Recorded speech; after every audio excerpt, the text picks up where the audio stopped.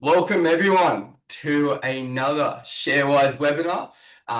My name is James Hilton. I'm one of the investment managers here at ShareWise, and today we are fortunate to be welcomed by Charles Whitfield, the chairman of NH3 Clean Energy. Charles, how are you this morning? I'm very well, thank you very much, James. Great to hear. Now, Charles has a presentation for us today, and we're going to be looking forward to asking a few questions at the end. So sit back, relax, enjoy, and of course, per usual, this will be recorded and on our YouTube channel. Charles, ready when you are. Fantastic. Thanks, James. And thank you, everyone, for joining. I hope that we can give you a good oversight of NH3 Clean Energy today and the project that we're developing in Western Australia. I've just started with our disclosure notices, so please take time to read that. It's the same on all of our ASX announcements. So just starting off with a very high level picture of what the company is seeking to do. So there is a huge opportunity in the growth of clean ammonia as a fuel, especially in the Asia Pacific region. And we at NH3 Clean Energy are focused on providing the most commercially viable and attractive offering to the customers in that space, replacing greenhouse gas emitting fuels with clean ammonia, and helping to establish and build the industry. So what does that mean from both a customer and an investment point of view? Number one, we're focused on meeting our customer needs, and we'll talk about how we're doing that. But the key metrics for customers are price, emissions level, and making sure that you can provide sufficient volumes for them. Then in terms of the development of the project itself, we are very focused on de-risking the project, and the way that we're doing that is using established technology. Our location in northern WA is a key component of de-risking from the point of view of access to all the key components for building the project, and collaborating with globally recognized partners for all the different components of supply and distribution for our production. And what that results in is a compelling project with the minimization of capex, maximizing margin, and minimizing risk. And we'll talk about what that looks like in terms of the valuation analysis which has been done on the project. So to start with, this is an opportunity that a lot of people are not familiar with. Just to give you a bit of background of myself, so I was one of the key players in the turnaround of a company called Galaxy Lithium, which ended up being one of the leading players in the lithium space and got rolled up into a company that was sold to Rio. And starting in that lithium space, 15 years ago, or maybe even more, it is very reminiscent of the position that we are in the clean ammonia space at the moment. And what we see is that there are already significant moves by industry insiders, but the broader market hasn't really sort of woken up to the size of the opportunity. And what is the opportunity? Well, there are two main things in the Asia Pacific region. One is the Japanese and Korean governments are looking to use ammonia to co-fire their existing coal-fired power stations with clean ammonia. That has a direct impact on lowering emissions. And the reason why they're looking to do that is they have quite a young fleet of coal-fired power stations, which they don't want to write off. But at the same time, they do need to meet emissions targets. And so by using ammonia as a co-firing fuel in these coal-fired power stations, they can continue to use the same infrastructure, but have a marked reduction in the CO2 emissions from those facilities. The second main area where clean ammonia is taking over in terms of replacing fossil fuels is in the marine fuel industry. So at the moment, most ships are powered with heavy fuel oil or diesel, both of which obviously are large CO2 emitters. And now what you're seeing is a transition to using ammonia in maritime transport to again mitigate those CO2 emissions. So we'll dive into that in a little bit more detail as we go through. So one of the obvious markets for us, so the iron corridor is essentially the route taking iron ore from the Pilbara region up to Asia, mainly China, Japan, and Korea. The main ports at the hub of that route are obviously Port Hedland and Dampier.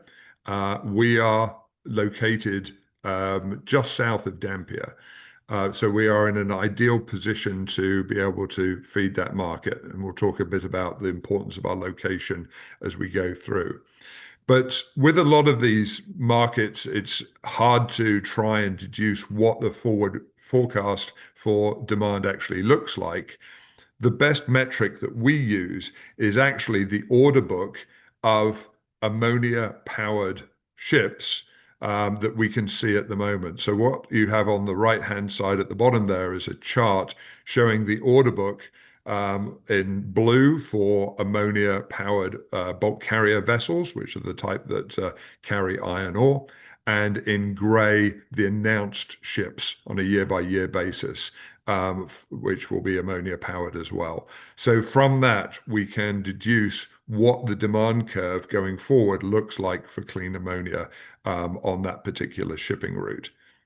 So by the early 2030s, that projects that over 20% of bulk carrier vessels will be ammonia powered.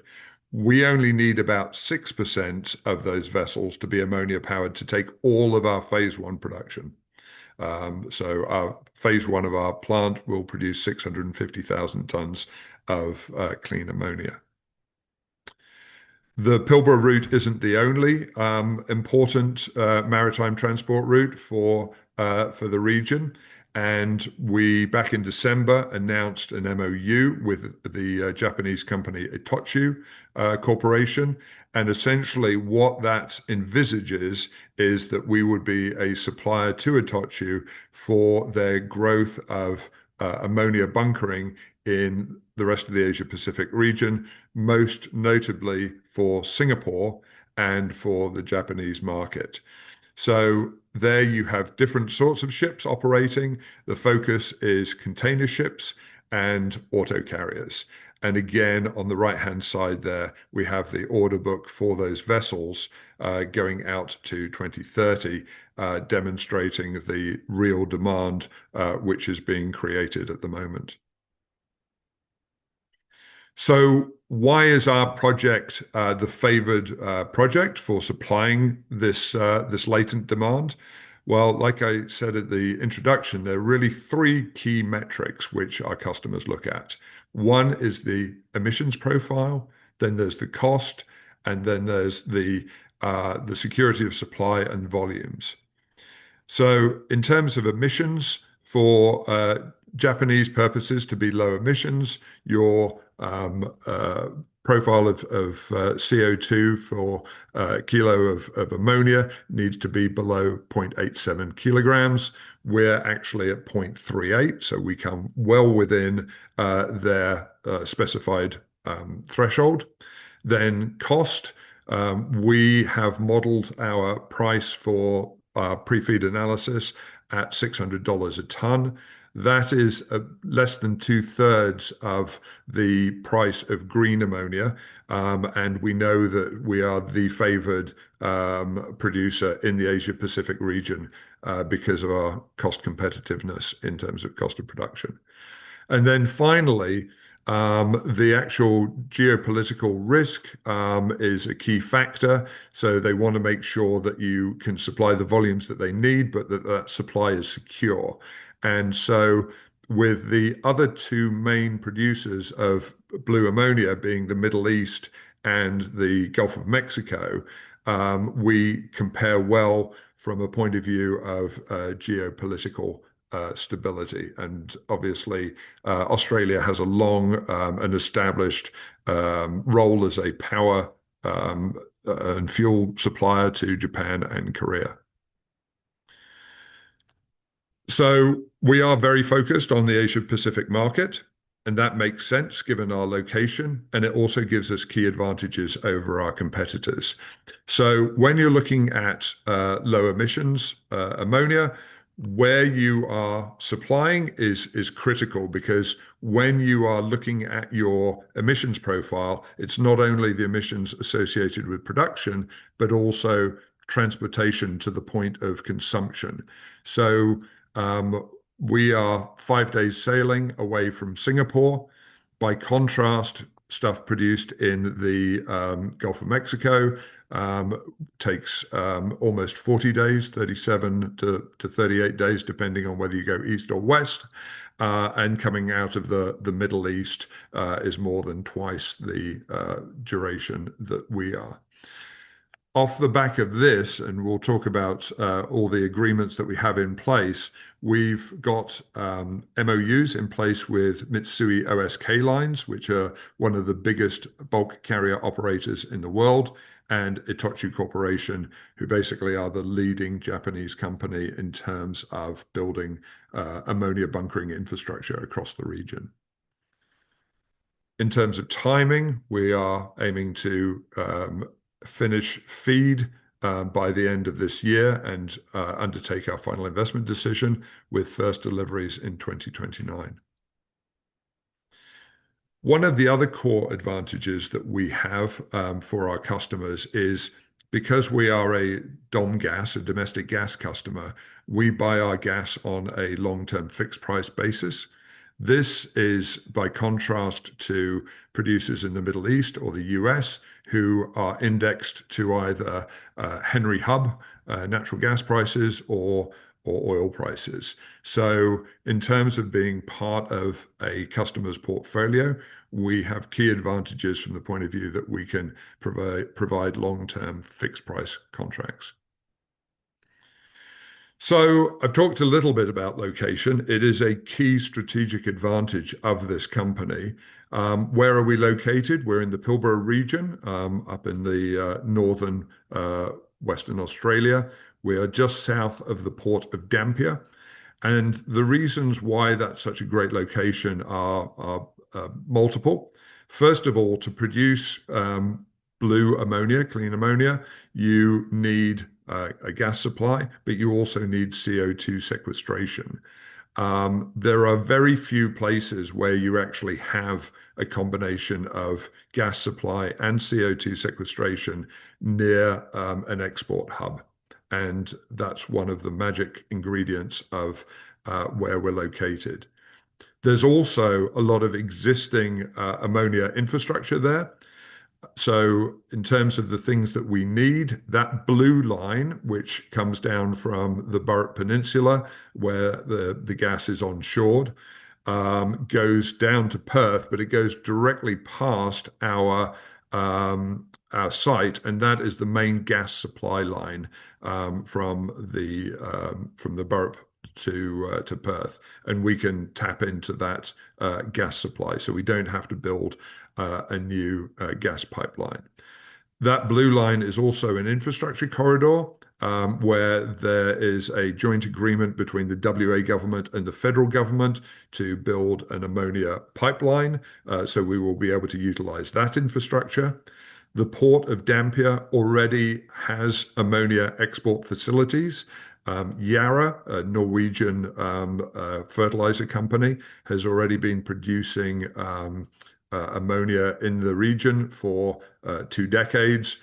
So a lot of the infrastructure for export is already in existence there. So we have a perfectly situated deep water port with ammonia exporting facilities. What this location allows us to do is essentially be the lowest cost producer, because not only are a lot of the pieces of the puzzle already there, and we can piggyback off existing infrastructure, but also we have relatively low CapEx costs compared to a competitor setting up elsewhere. I talked a little bit about partnerships. The focus of the company and part of the de-risking philosophy is to do what we know well, and then other aspects of the project in terms of inputs and outputs to outsource. So our gas supply will come from Chevron. Our CO2 sequestration will be done by Woodside. We're also talking to another potential CCS provider in the region as well, so we have some optionality there. But we have an agreement in place with Woodside, and our water comes from Watercorp. The land has been granted to us by Development WA, a Western Australian state entity. Engineering to pre-feed has been done by Petrofac, and I'll talk about some announcements which are upcoming, but we are right in the midst of looking at different proposals from engineering, construction, and equipment providers at the moment, and that is a current component of the project. Topsoe is the leading ammonia technology provider, and we have an agreement in place with them. And the CO2 pipeline is being built by AGIG, who obviously are a leading infrastructure group in the region. In terms of sales and distribution, last year we announced an agreement between ourselves, the Pilbara Ports Authority, and Oceania Marine Energy to do a joint development of ammonia bunkering in the Pilbara region. So essentially, we are providing a one-stop solution to shipping companies in terms of providing ammonia bunkering for the whole of the Pilbara region. So Oceania Marine will provide the bunker vessels, and Pilbara Ports will oversee the loading of ammonia at port. I've already alluded to the other agreements that we've got in place with Mitsui O.S.K. And also Itochu. So in terms of valuation, we are in feed at the moment, and like I mentioned, we are due to undertake a final investment decision at the end of the year. We've announced the results from our pre-feed analysis, and the phase one of the project, which, like I mentioned, produces 650,000 tons, has an NPV8 of 682 million and an IRR of 15.6%. It's also a highly cash generative business. And like I say, we've focused on minimizing CapEx and OpEx in that development. We are also contemplating a second phase of production, which would add another 650,000 tons, taking us to 1.3 million tons. If we sequence phase one and set phase two 2 years hence, that gives an NPV8 of 1.14 billion, and an IRR of 15.7. If we did the two simultaneously, that gives us an NPV8 of $1.5 billion. And then in terms of cash generation, we're looking at a phase one and two EBITDA per annum of just over $600 million. The share price has started to reflect the huge progress that's been made and the pathway to realization of this project, but we are still considerably undervalued compared to where we should be at this stage of development of the project. So I think there's a lot of opportunity there. The revaluing, the de-risking has been absolutely driven by major milestones that have been achieved and announced to the market. And this coming year will obviously see a continuation of achievement of additional milestones. Incidentally, there is due to be a research piece released by a broker in the coming couple of weeks, which I think will be a useful analysis for a lot of people to understand exactly what the value proposition looks like. So I mentioned that over the last 12 months, we've achieved an awful lot in terms of milestones achieved, and that's listed out there on the left-hand side. And then in looking forward, near-term milestones, there are three core work streams going on at the moment. One is the approvals process. One is the engineering and execution process, and the other one is commercial and finance. And so those are all very busy places at the moment, and you should see a considerable amount of news flow covering each one of those different topics going forward. So that is a very quick snapshot of the company. I think hopefully we'll get some questions, and we'd be delighted to answer those. Charles, that was absolutely excellent. Thank you for taking us through your company. Now, a few questions that I've received just from a few registrants. The first one is, Charles, why is clean ammonia emerging as a practical solution for decarbonising shipping and energy markets today? Um, okay, so let me take shipping first. So shipping, if you bundled shipping together, it would be the fifth largest, and counted it as a country, it would be the fifth largest country emitter in the world. So it's a key place where there's a focus on lowering CO2 emissions. What are the alternatives in terms of displacing heavy fuel oil and diesel? There are really three at the moment. One is biomethanol, which is essentially producing methanol from forestry and crop waste. The advantage of that is it's reasonably easy to handle. It's a liquid. The challenge is volumes and price, because you need to be able to source all of that bio waste and ship it to a processing place and process it and then have it available there. And from all the commercial analysis that you see, it's very hard to see that that's going to make a meaningful amount of difference in terms of the availability of biomethanol. So the second one is LNG. Obviously, LNG is playing a role already in terms of decarbonisation, where gas is replacing coal. But it's not a total solution. Obviously, burning gas still has a reasonably high emissions profile.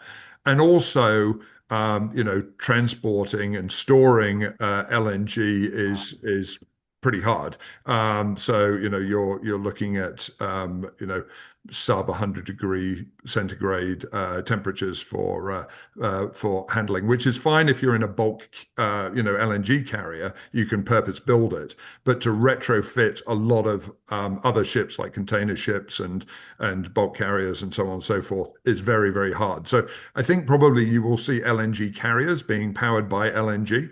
But in terms of the broader market, the obvious fuel is clean ammonia. Where you have the naysayers, they tend to be talking about green ammonia, which has been very hard to scale, very expensive. But in terms of blue ammonia, it's effectively decarbonized gas. So it is plentiful, relatively cheap, and relatively easy to transition to. Excellent. Thank you for taking us through the differences between biomethanol and LNG. So, Charles, what do you think is behind NH3's ammonia technology choice, and why is that important for project delivery and risk management? Yeah, well, it's a critical component of the company's philosophy.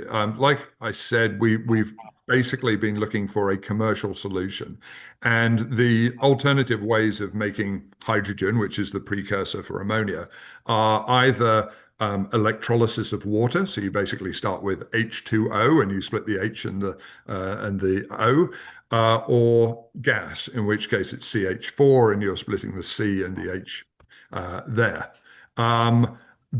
The bottom line is that even though there was a big push, 6 or 7 years ago for renewable hydrogen and lots of green hydrogen projects and green ammonia projects were being talked about, they just can't make either the price stack up. I mean, you're looking at 50% more price minimum.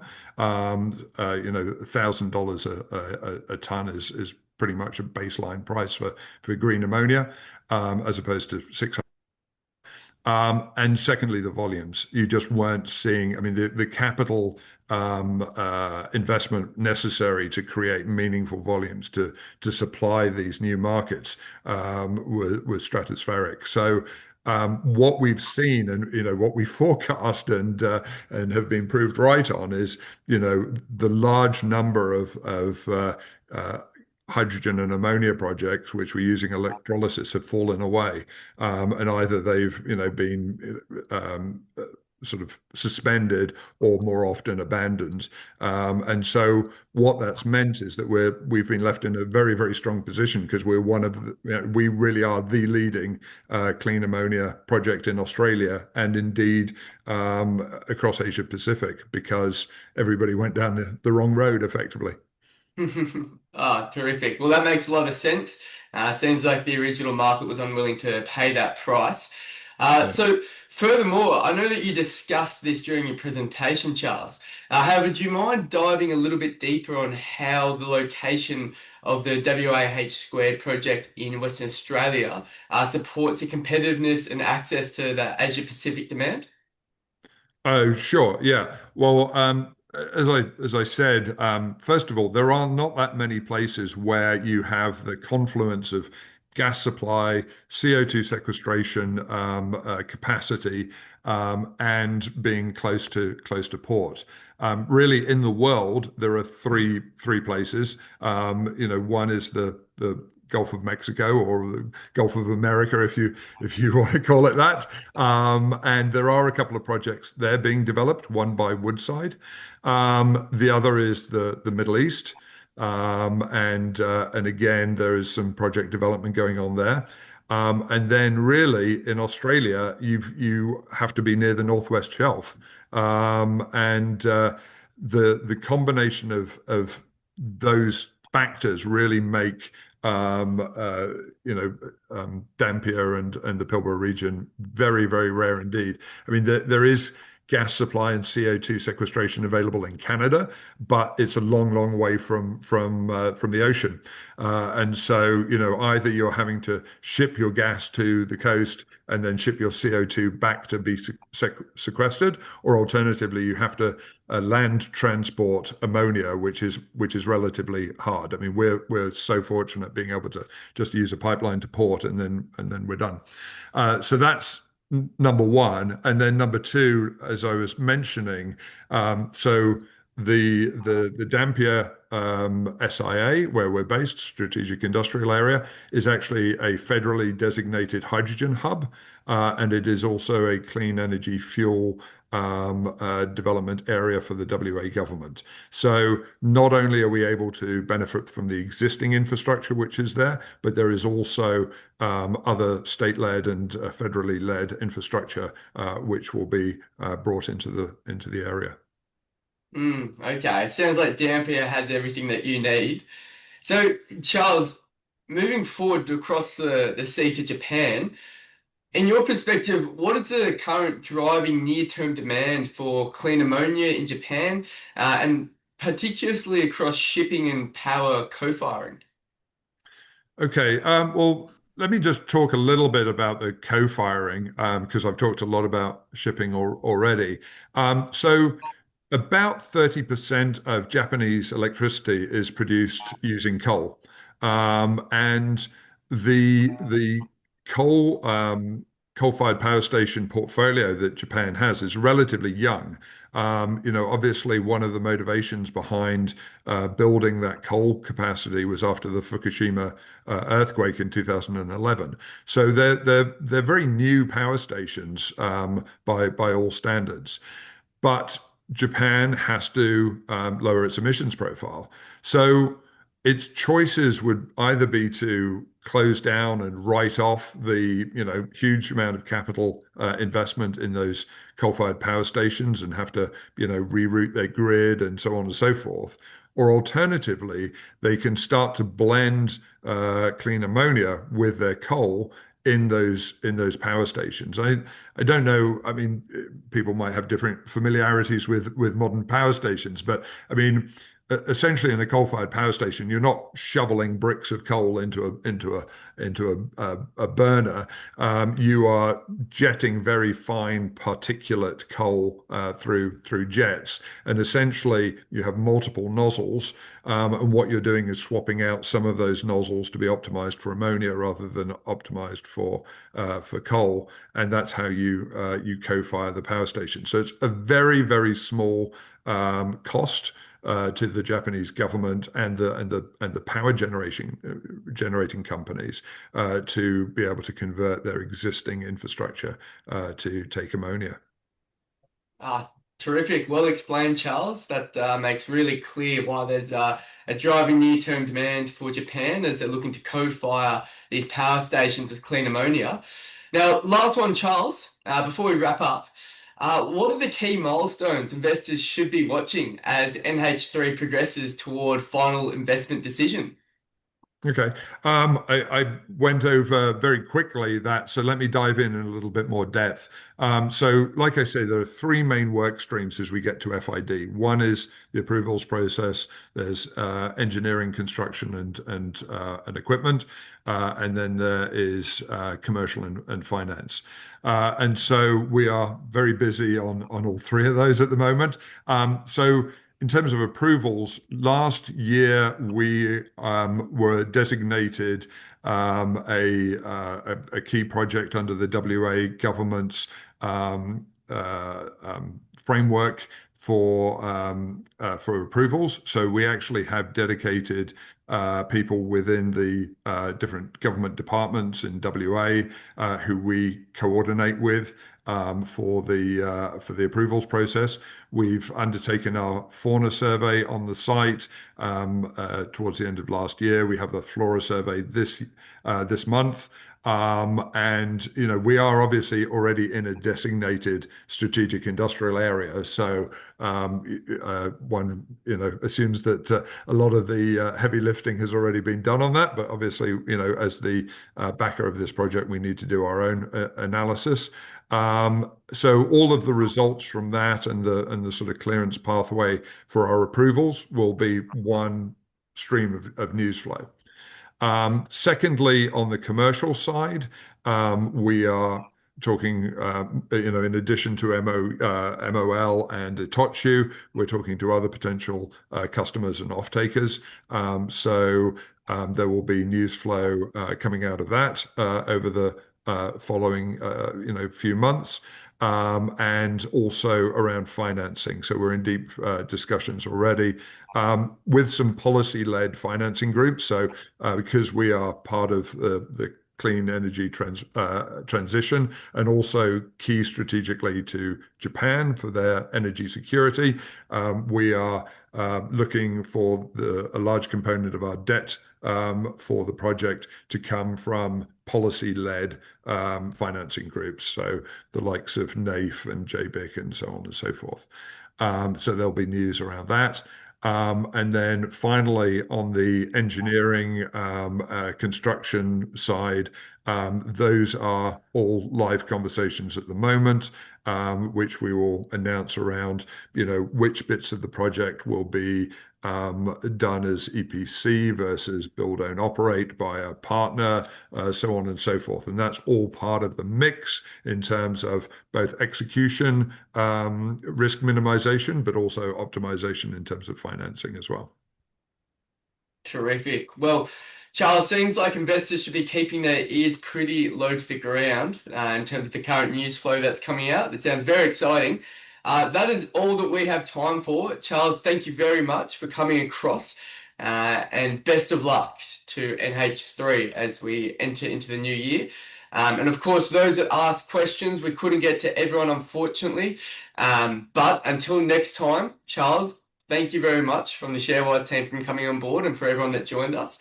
This will be recorded and on our YouTube channel for everyone to review. Charles, if you don't have anything on your end, best of luck for No, the rest of the year.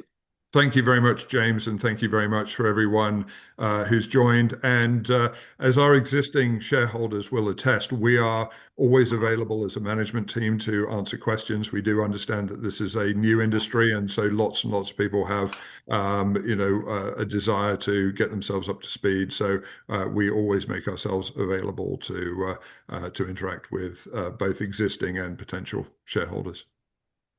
Absolutely excellent. Well, Charles Whitfield, everyone, thank you very much for your time. And until our next webinar, you all take care. Bye for now.